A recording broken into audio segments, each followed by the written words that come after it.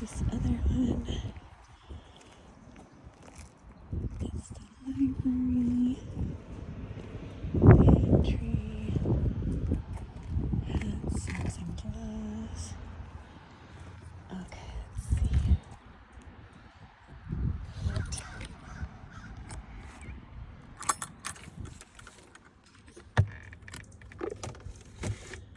A tart.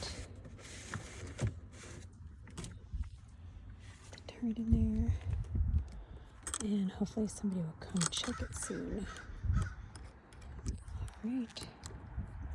There we go. Alright, I like walking over this way by the horses. Then I'll come back around.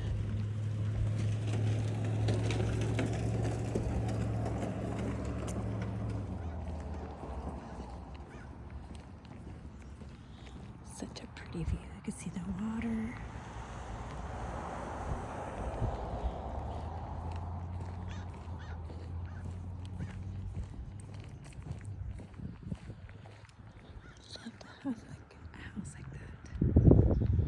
Love to have a house like that. Alrighty, so how's everybody doing? Tomorrow's back to work after being off for the week for Thanksgiving. Oh wow, look at this. Love this view. Alrighty, oh, there's the horses looking at me.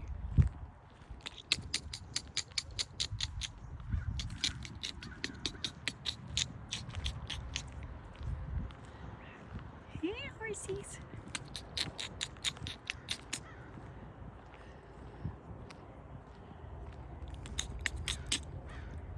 Oh, I love that smell of horses. I know that probably sounds weird, but it's better than the smell of pigs and other things. Okay, I know this is probably private property, but there's a trail. And it leads to the school over here. I get to go for a walk.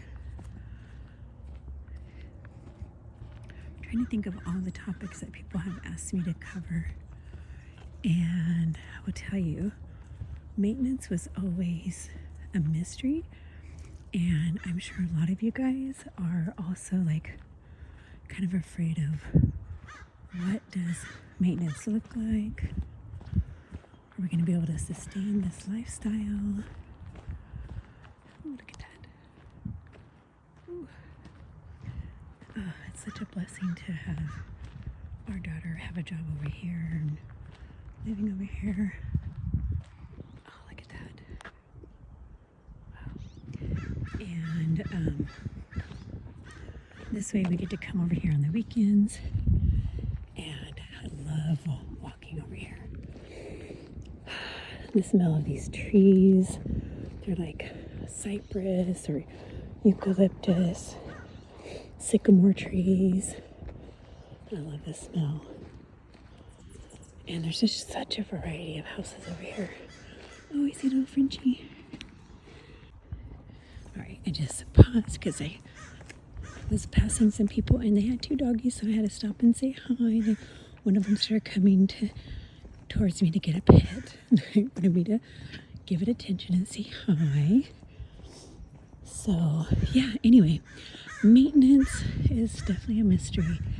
And I will have to say that this journey that I started 3 years ago at the end of December 2022 has been different than all the rest.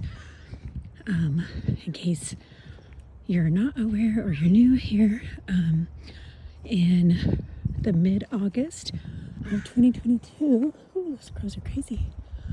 I had gastric bypass surgery, and that was a huge thing back then. They were just starting to do laparoscopic, and I didn't want to take any extra chances of I want to make sure I survived the surgery, and I didn't want to do anything that was new. I wanted a doctor to be very prepared and knowledgeable in their practice, and so I opted for the open, where they cut you open vertically, And I also had my gallbladder removed at the same time. Lost weight pretty fast. And I would say by the 5th year after surgery, I had pretty much gained most, if not all, of my weight back. And before surgery, I was 310. And so I crept back up to that 280, sometimes 290, sometimes 300, 310. And then I would say 20 years later, 25 years after surgery, back at, well, not 25, let's say 20 years after surgery at about that 313 mark. So, yeah, it felt like a huge failure for all those years.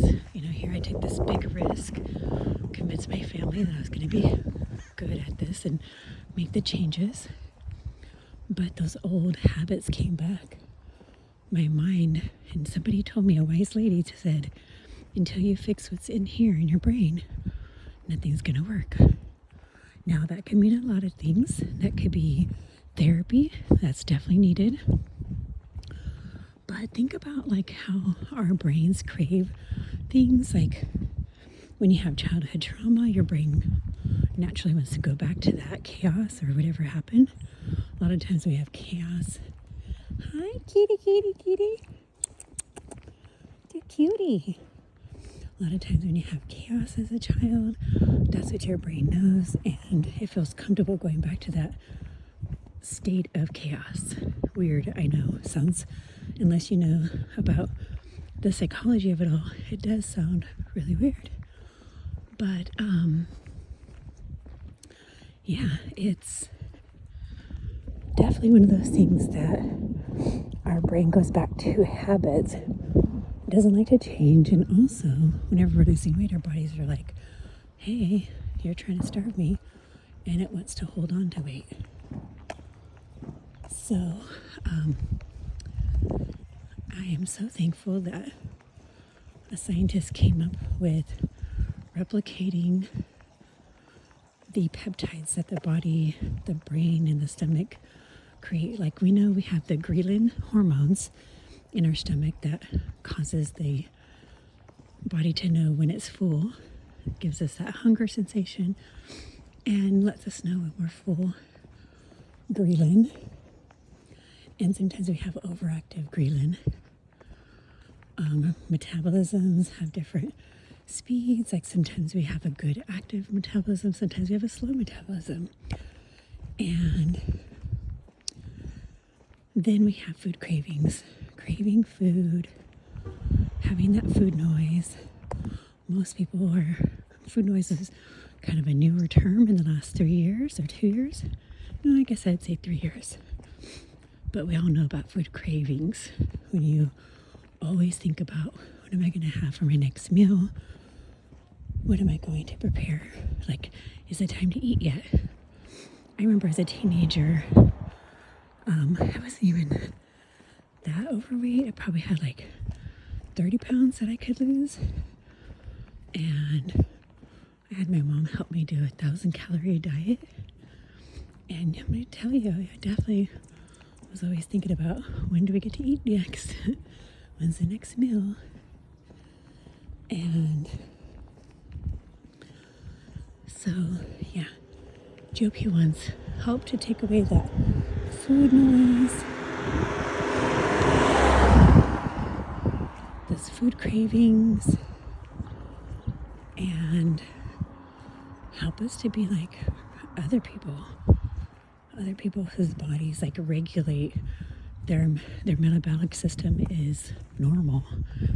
And unless you have ever struggled, you just have a hard time understanding what that's like. Like right now, being able to walk, just being able to walk and not be in pain, to walk freely, mobility is such a thing that people take for granted unless you've ever sprained an ankle, broke a leg, had something that caused something that caused you an issue with mobility. you just don't really know what it's like to not have mobility and for your legs to hurt. So definitely we can take that for granted, and just being able to walk with ease. Yesterday I was walking on the pier out to the ocean, and I was thinking about how easy it was to walk, and how I'll never take that for granted. I'm so happy, thank God, every day for giving me the GLP1 medication, and for me it's Mounjaro. So I'm super, super happy about that. Oh, look at that cool house. Look at that. All right, so stop to say hi to another neighbor. Oh, I think I would really like to have this property. Look at that tree. I'd like to put a tiny house on it. So, I'm trying to remember where I was at.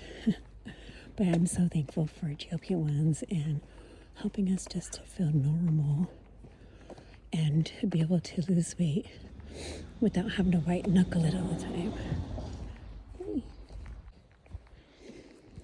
So, maintenance was always scary for me, because I think that's the hardest part of what are we going to do after we lose weight, and that's to maintain it. And it's been 1 year. I'm just keeping the same lifestyle, trying to eat fairly similarly. But I have increased my calorie intake because I was still losing weight, and I'm still going to the wrong place. And my body was not, like I just kept losing.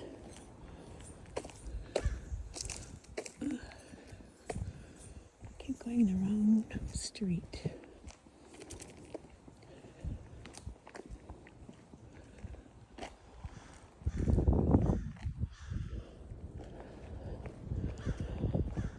Okay, I'm trying to see this one house.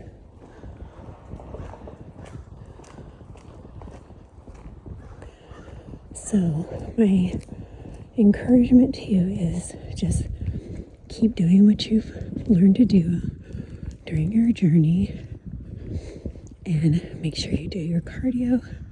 Well, I shouldn't tell you what to do, but I will say what's helping me. So I use my I statements, but what's helping me is continue the cardio. Let's do the strength training, because that's one thing I wish I would have done sooner. Strength training, muscle building. Be mindful of what we eat, and not to make food the enemy. Enjoy the snacks here and there. Maybe try to make them more higher quality type of snacks. Because one thing that I did after my surgery was I felt like, okay, I can no longer ever have certain kinds of food. And I feel like whenever you tell yourself that you can never have something, that you'll want it even more. So that's one thing that I changed this time around, was to let myself have snacks here and there. I just try to make sure the ingredients were better quality most of the time. Now, I do like Hershey candy bars or Hershey chocolate, so every once in a while I would have one, but I just have to be careful because it can cause me to crave more. So that's been the thing that's helped for me, and I'm always trying to get my hydration in, and it's not always good every day. So it's definitely another thing that I try to work on. And I shouldn't say try, but that's something that I'm always trying to make sure I do. All right. Those are my tips today. Let me know in the comments if you have any questions about other things. Don't be afraid.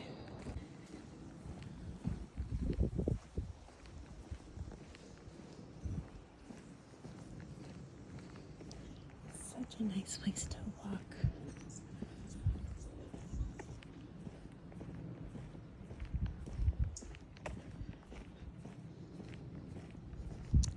And I hope to encourage you not to wait until New Year's to start your health journey. Start it this week. It doesn't matter that it's the holidays, because you're going to have a holiday next year.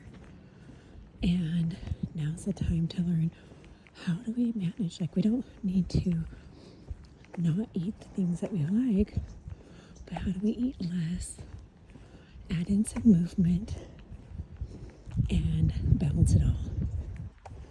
So some of us don't like tracking. Sometimes it's good to track if you're not familiar with things, and then once you're used to it, maybe you don't have to track every single day unless you notice that you're having an issue. This is the house I see. I'm like, this is so cool. I like it. Silver. What's it called? Silver crested. It's got a nice porch. Wow. That's so cool.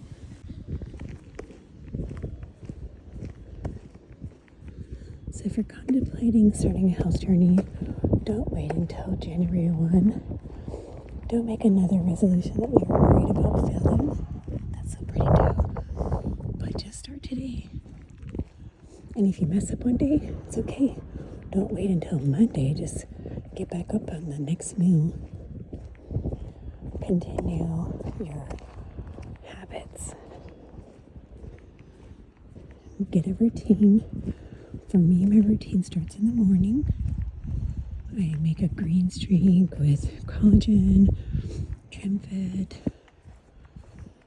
greens powder, and sometimes that includes definitely like my vitamins, my probiotics, my digestive enzymes, some supplements.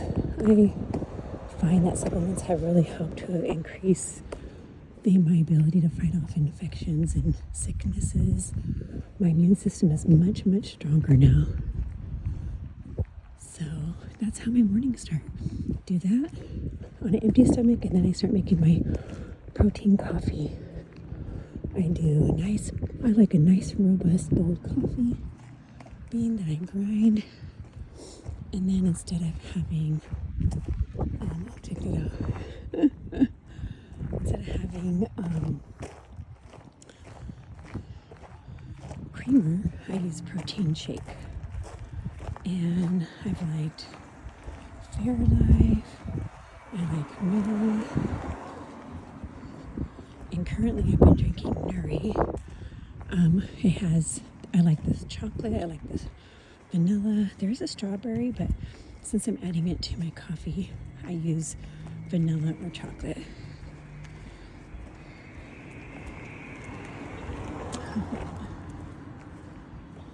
See the clouds coming in.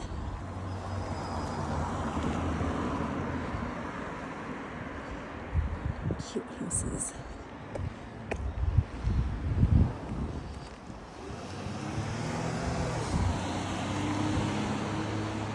The temperature's nice. It's like in the 60s. And if it was like this at my house, I'd probably walk more outside. But since I don't, I have a walking pad.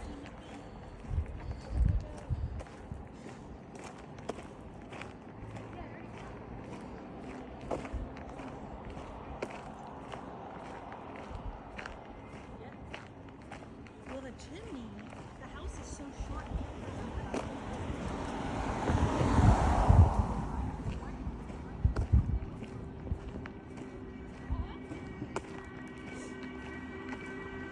All these electric vehicles.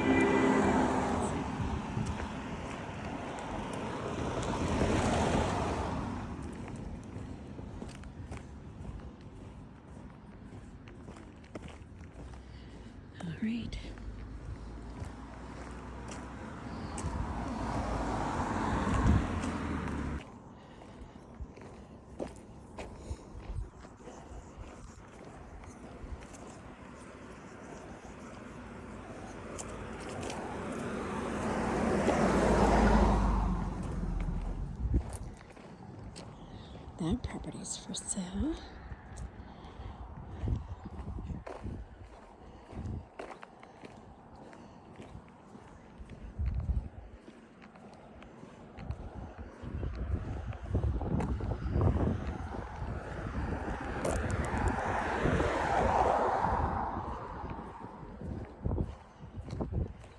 Alright. Heading back up the hill. One of the newer houses over here, which is kind of odd because there's a building moratorium, and so I don't know how they got approved for building a new house. Someone has a connection.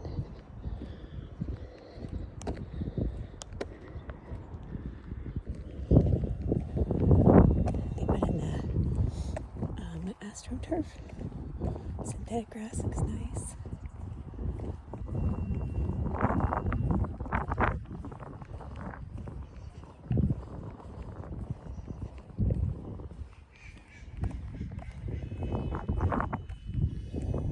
Weird, there's like this humming noise.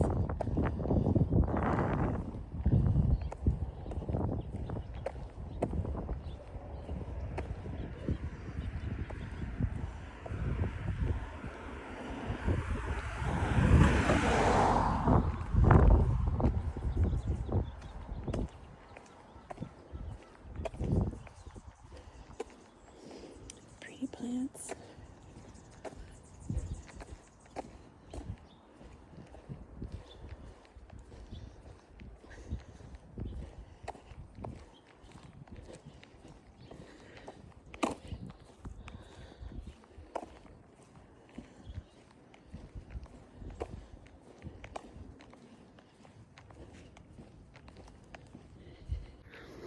I'm not sure if you can see the view back there. Yes, see the water, that's Morro Bay.